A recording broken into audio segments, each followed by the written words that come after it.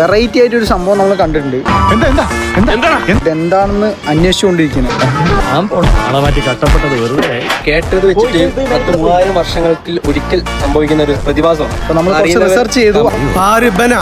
ഉണ്ടായിരുന്നില്ല. പണ്ട് തെക്കൻ തിരുവിതാംകൂർ രാജവംശമായിരുന്നു ഇത് ആദ്യമായിട്ട് കണ്ടത്.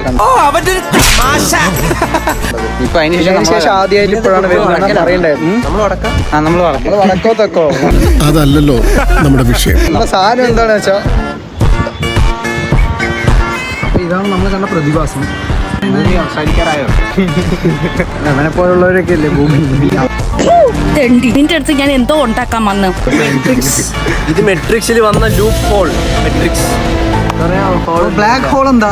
അത് മഴക്കാറ്. ഒന്ന് വിളിച്ചോണ്ട് പോടോ. ബ്ലാക്ക് ഹോൾ എന്താ?